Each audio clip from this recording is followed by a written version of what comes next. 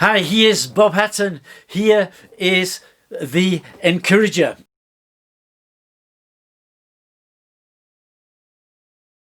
Glad that you joined me today. We are now leaving Zachariah in the temple with the news that he got from the angel, and we're going on a journey to the north of Israel. We're going to Galilee. We're going to the little village of Nazareth. Not only are we going there, but the angel Gabriel has been sent. That is his next mission. It's about 6 months later, and he's sent to this little place in the north of Israel, and he's got to look for a young lady, actually a girl, because he's got a message to bring for her. He's a messenger, and God has given him a messenger. And the message, what he tells this girl, he says, you're going to have a baby.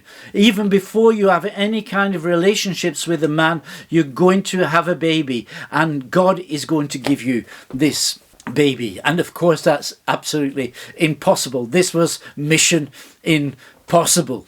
And of course, the man who's writing this book, Luke, he also knows that the people who will be reading that, you and me, but also the person who he wrote to originally, a man called Theophilus, he knew that he would also have problems trying to understand it. And of course, the readers in the 1st and 2nd century, they would also probably question this. Could this be true? Well, he says, there's a lot of stories going about Jesus and about what he did and so on. Well, I want to write you my version, Theophilus. We know that he looked at Mark's gospel, but he also did some research. He spoke to people, he visited places, and it took him about 2 years to put this together. And he was very diligent with what he was doing, trying to find out the truth about Jesus. And so he gives us this story. He's the only one who tells us about this, about the angel coming to visit Mary. But he tells us this, and he's writing to us as a historian. It's not a legend, it's not a myth, because he tells us that when this happened, he also tells us where it happened, and he also mentions people. He tells us it was 6 months after him meeting with Zachariah in the temple in Jerusalem.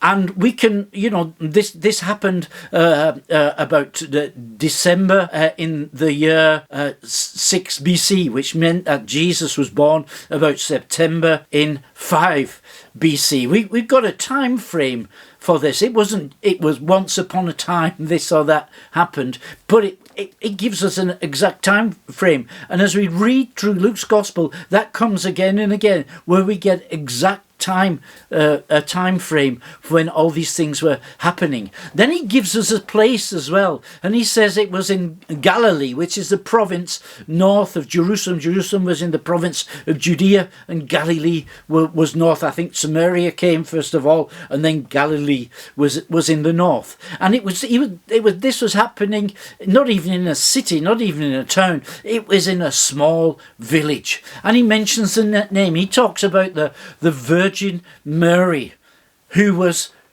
engaged to be married, betrothed to a man called Joseph, who was a descendant of David, of King David. And it would have been at that time, it would have been easy to locate that village and to also to find this family. And that's probably what Luke actually did. He visited Nazareth. He found the place where the carpentry was, where Joseph worked and everything, and he found out exactly what that was. He spoke to Mary. So he's giving us some exact details as a historian was. Now, Luke wasn't just an historian, he was also a doctor.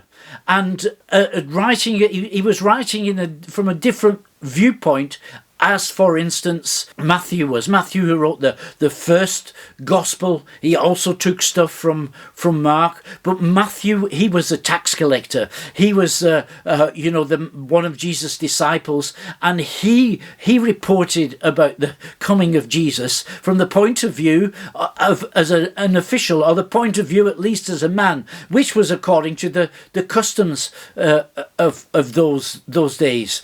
But Luke he tells us as a doctor, and the doctor has to do with the mother. He talks a little bit about medical things, about her becoming pregnant and giving birth to a child. And he's not stupid. He knows that this is impossible, that to have a baby you need a mother, you need a woman, but you also need a man as well. But he explains this was a miracle. This was something that was impossible. And every time God begins something, he does something impossible. That was impossible with Zachariah and with Elizabeth. And now this is the next thing that is going to be impossible. Then Luke is also a student of the Old Testament. He's not actually a Jewish, but he studied the Old Testament. He doesn't quote from the Old Testament, but he does the way he's telling us the story. He's actually mentioning, like Isaiah did, that the son of the virgin would rule forever on the throne of David, which is Isaiah. Quoting Isaiah wouldn't do very much for Theophilus, who would have no idea what he's talking about. So he was a student of the Old Testament, and he was also a scientist, but he was a scientist who believed in someone who was bigger than science. And also as a scientist, he knew that this thing he was talking about was impossible. Now the angel comes to Mary and says, you're going to have a child without having any relationship to a man. You, as a virgin, you're going to be pregnant, and you're going to bring this child to bear. And she says, how can this be?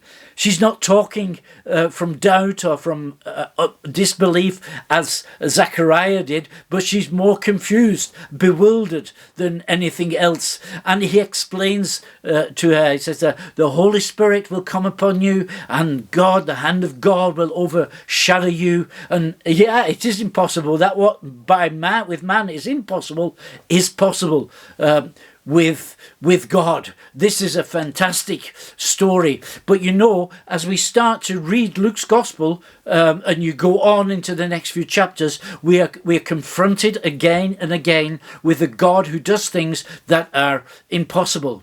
And if you want to start a life with living with Jesus and start a life on the way of Jesus, you've got to start to change the way you think. Now, I want to just show you a picture for a moment. I want you to have a look at this picture, and let me ask you, what do you actually see there?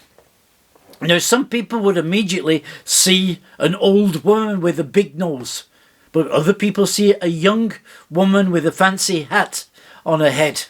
And as you look at that picture and you stare at it for long enough, you can then see both of them. But the thing is, when we come into situations, we say this situation is impossible, because we can only see it from one point of view. That's a point of view as a human being. But as we continue, as we start to live with God, then we find out that which is impossible with men is possible with God. And we see the other side of the story. We see the other side of the picture. And I want to challenge you to begin to change your thinking as you read the Bible, as you think about this Christmas story. And God bless you. See you again. You're Bob Hatton.